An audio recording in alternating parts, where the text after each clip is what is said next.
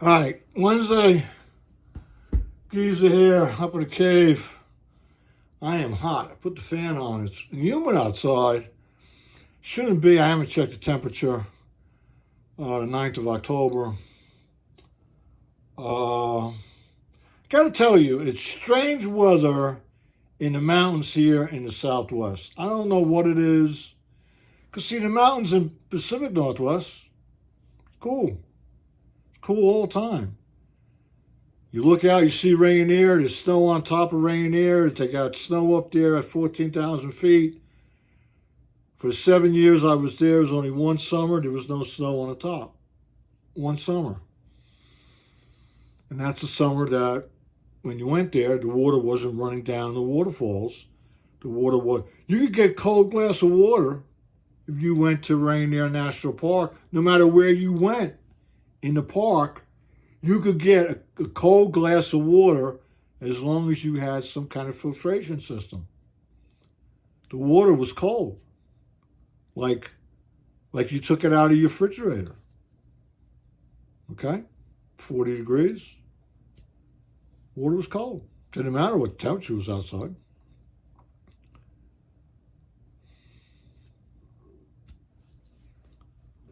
All right, so we're talking about shelter. Now, what I used to have in Washington is what I would duplicate going forward. What I'm going to do, just based on the fact I was taught this way, based on the fact I used it, based on the fact I carried it, and based on the fact it saved my life, in my opinion.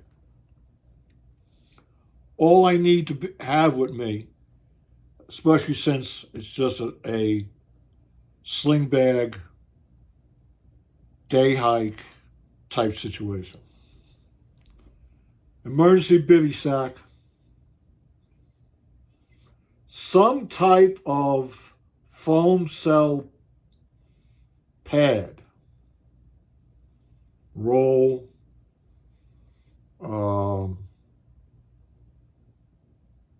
board, sleeping thing, whatever you want to call it, fold it up. You know the type I'm talking about. Or an inflatable mat. I have a Trekology mat. I could fold that up, put it in a sling bag,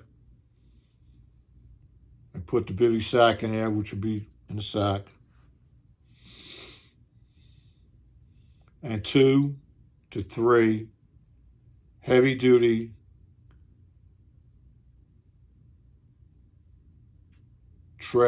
contractor trash bags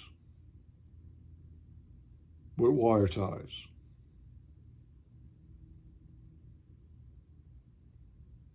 So you know, that's it.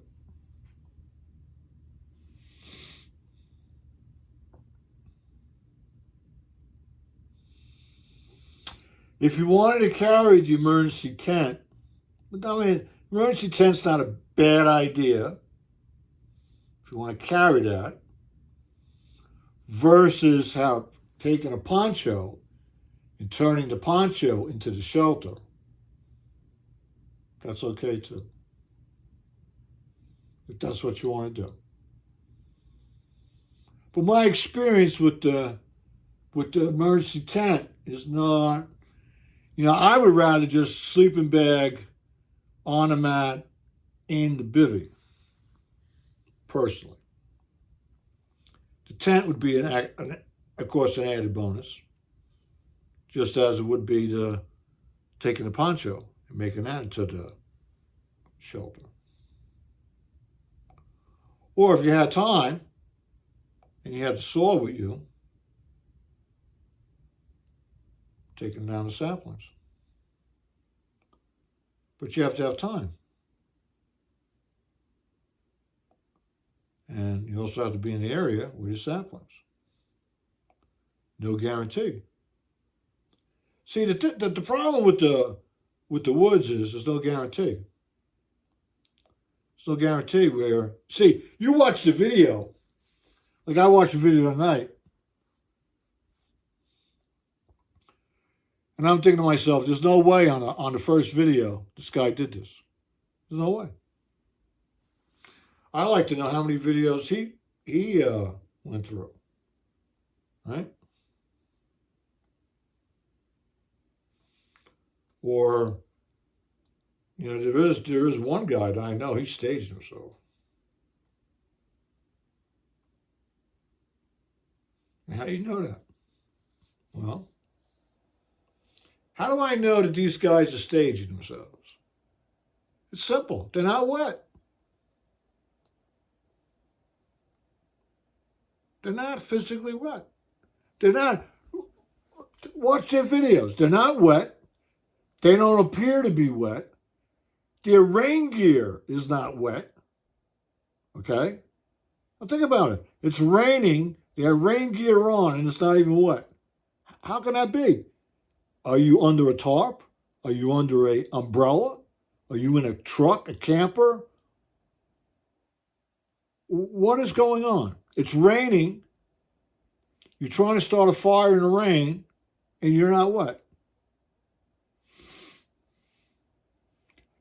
How did you put the tarp up?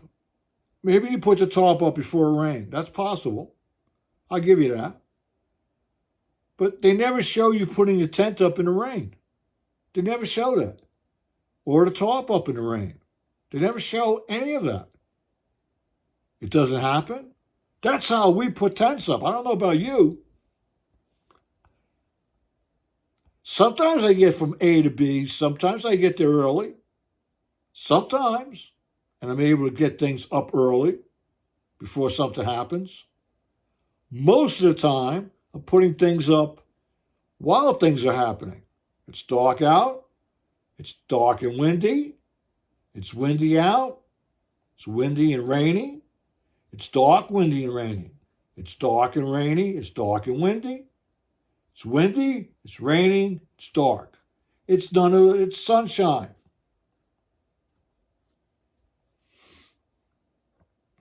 Come on. Just show us. It's raining. You're trying to start a fire. You have rain gear on, and your rain gear is not wet.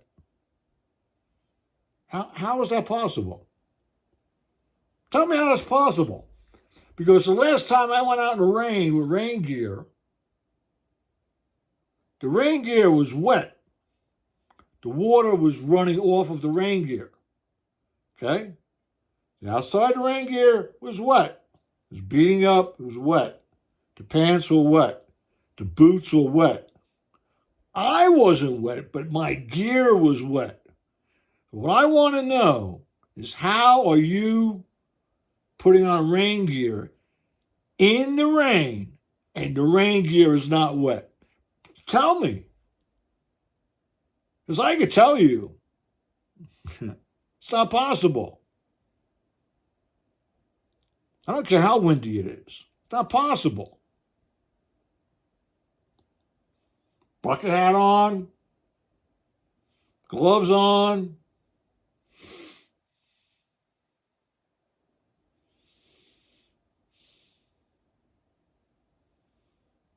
I'm gonna dry this wood off.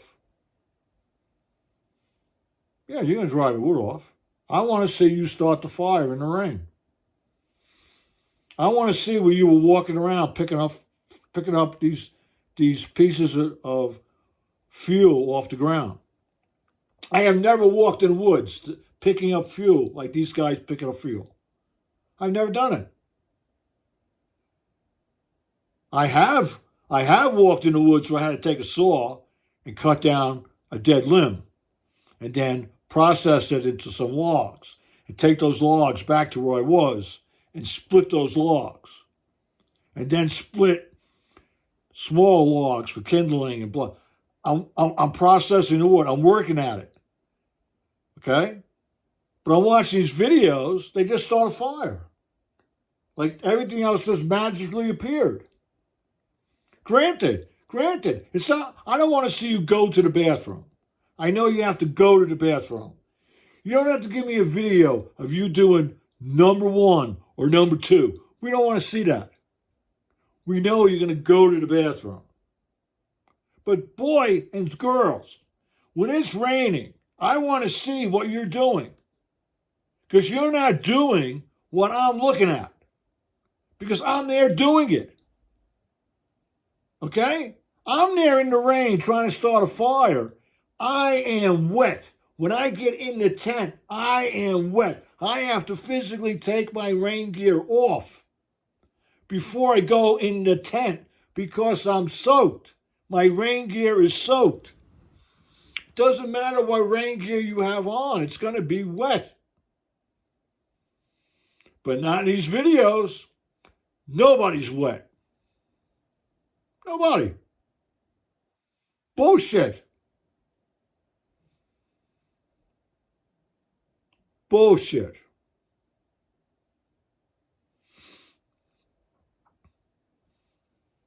Yeah, I'm upset about it. I'm upset about it, you bet. I should stage the videos. No, I'm not going to stage a video. I'm sitting. Where am I right now? I'm in a cave. I'm laying in the bed. Why? Because my medical condition forces me to do this. Do you think a person like me wants to be like this? No, it's killing me. There's not much I can do about it. The prognosis going forward from the time they told me about this, they've been spot on. There's nothing I can do about it. There's no solution. There's no, you try to trick your brain. Here's what one neurologist said to me. You might want to try to trick your brain. Okay, is that going to trick my muscles? No. Is that going to help me walk better? No. So why am I tricking my brain? Yeah, just to keep yourself going. I keep myself going by just figuring out other ways to do things. That's all. That's it. My greatest freedom, driving. I love to drive. I was driving all over the goddamn place. I haven't driven in 3 years. Why? Why? I have no sensory feeling in my legs, which means this. I'm driving an automatic car. If I'm sitting in the driver's seat, I don't know if my foot's on the brake or on the gas. I couldn't tell you. If you have that, if you can't tell where your foot is on the brake or the gas, you should have no business sitting in the driver's seat. Okay? That's why. I don't like it. I'm pissed off about it. I have to try to adapt the best I can. It's hard. It's hard to do it. It's hard to do it even on the medication side, because the medication that they give you doesn't solve the problem that you have. It solves the symptoms of the problem.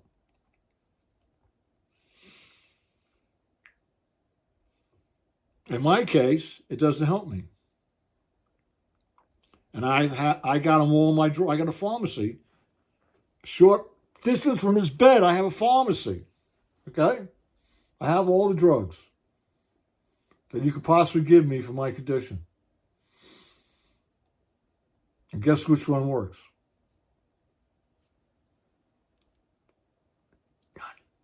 None work. You know why? You know why none work? And I can give you the best example. Why does none work? All right, if you ever go to the dentist and you get shot up with some Novocaine, right?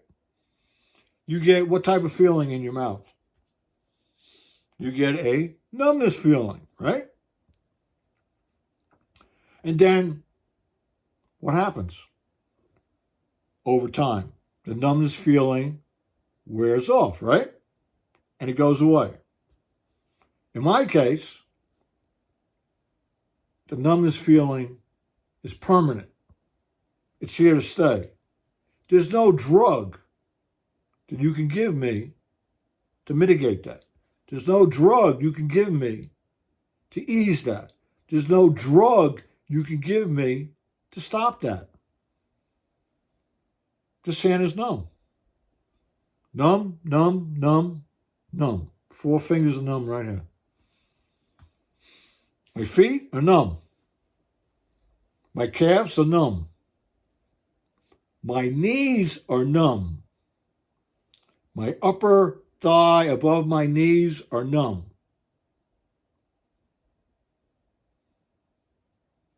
I have a balance issue.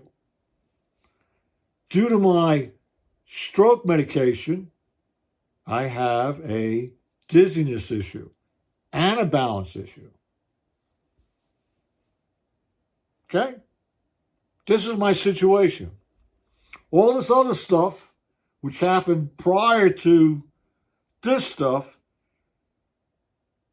while emotionally will bother me, while mentally will kill me, is a goddamn vacation compared to this.